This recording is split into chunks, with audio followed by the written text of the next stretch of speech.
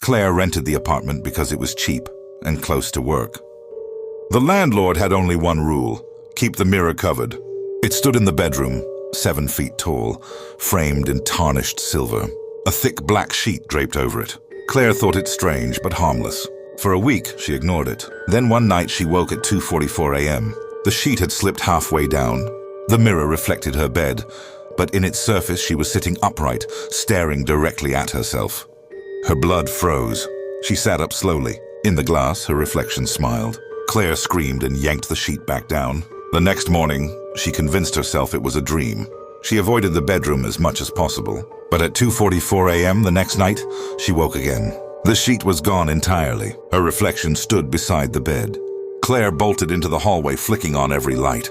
When she returned, the mirror was covered once more. The days blurred. Claire barely slept. She kept the mirror covered with duct tape and nailed boards. But each night, without fail, the boards lay neatly stacked against the wall. The sheet gone, the mirror bare. Her reflection was no longer mimicking her. It lingered in the glass, moving when she didn't, tilting its head at unnatural angles. Its smile never faltered. At work, she caught herself staring into dark computer screens, store windows, puddles. Always the same smiling face stared back. She called the landlord, furious.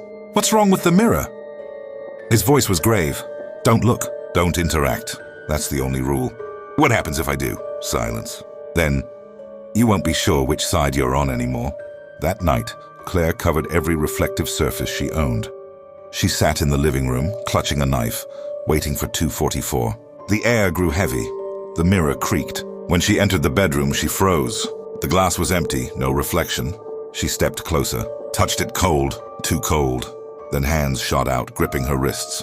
She screamed as her own face, smiling, unblinking, dragged her through the surface. She awoke in the bed, gasping. The mirror stood across the room, sheet in place. Relief washed over her, until she realized the room was reversed. Everything backward, left where right should be. From the other side of the glass, her true self pounded desperately against the surface. But in this world, the mirror only showed a smile.